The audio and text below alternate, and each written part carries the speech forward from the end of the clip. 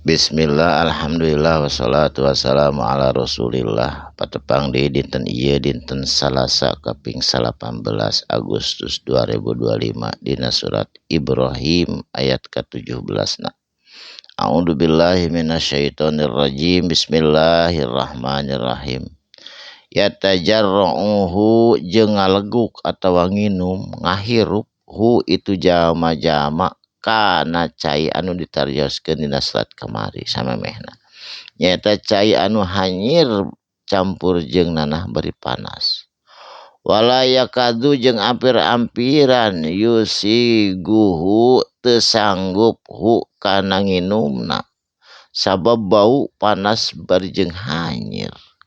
Wayatihi jeung ngadatangkeun hi ka itu jama-jama naon al mauta kana rek maot. Jadi banding ku sempoyongan teu kuat nginum kana eta inuman nu teu aya deui inumeun iwal teh eta ampir-ampiran rek maot eta jalma teh mingkuli makanin di saban-saban tempat dina neraka jahanam kitu kaayanana.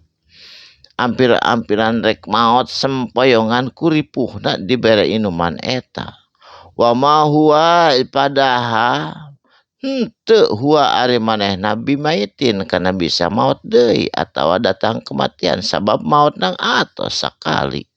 Ayeuna mah tinggal nganikmati kanikmatan lamun nu bagja, disiksa lamun disiksa saterusna. Jadi kudu hati-hati di dunya mangkana kemah di akhirat lamun disiksa saumur-umur lamun bagja oge saumur-umur ngan anu aya imanan mah kajen saeutik dijahit saatosna beres tina dosana dicuci dina neraka.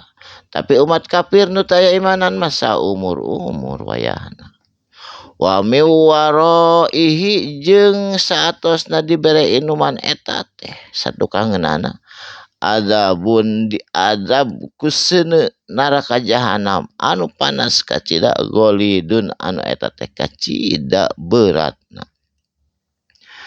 Saterusna perumpamaan jama-jama kafir anu bager soleh ka papada jelema atawa umat Islam anu soleh tapi ria tah ieu kateranganana. Masalul ladzina kafaru ari perumpamaan jama-jama kafir birabbihim ka pangeranana. Kafir ka Allah teu percaya ka Allah teu percaya ka Rasulna Allah Kangjeng Nabi Muhammad tapi baik ka papada manusia eta teh dipaparin ku Allah eta ganjaranna di dunya keneh kahirupanana nikmat perusahaan lancar duit berlipat-lipat mobil mengkilat anakna balageur tah eta teh ganjaran di dunya jang jama-jama kafir anu teu dipaparinkeun engke di akhirat ngan engke di akhirat jama-jama anu ria jama-jama anu kafir a'maluhum ari amal perbuatan manehanana karomadi seperti romadi.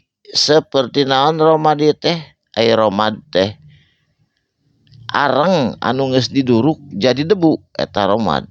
Astadat anu ditiup bihi kana eta debu rihun ku angin anu kencang fi yaumin dina poean asipin anu aya angin peting beliung. Jadi seperti debu diteun dina batu katiup angin hartina layak dirun teu bisa kaduga atau teu bisa jadi manfaat naon mimma kasabu tina naon perkara anu dipigawena amal solehna teu manfaat upami amal solehna ria atawa kafir ala syai'in kana saeutik ogena teu manfaat.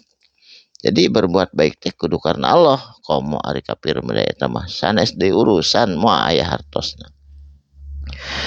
Zalika ari itu kejadian tegesna umat kafir jeung jama nu ria huwa ari itu jama-jama dolalul baidu nyaeta dina kesesatan anu jauh kacida. Saterasna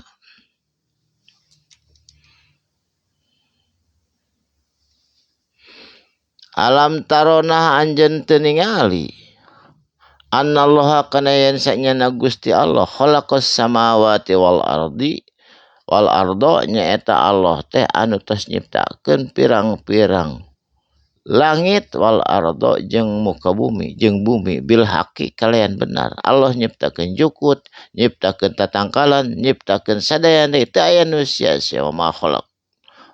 Jadi teu aya nu sia-sia diciptakeun ku Allah teh sadayana ge aya tujuan anu bener, teu aya penciptaan Allah anu teu manfaat. Kade orai reungit sagaya aya manfaat.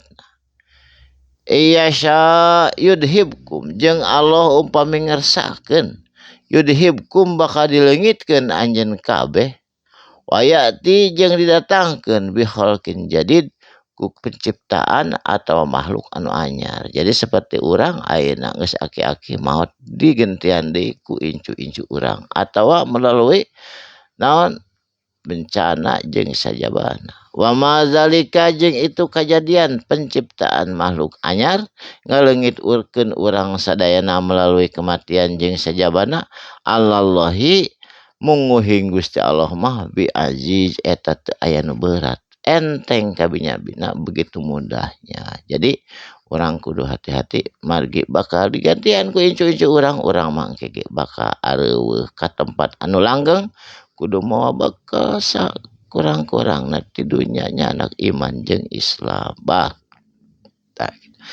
Mudah-mudahan aya manfaatna dina dinten ieu insyaallah patepang deui anjing dina ayat anu salajengna. Barakallahu li wa lakum sadaqallahu lazim. Wassalamualaikum warahmatullahi wabarakatuh.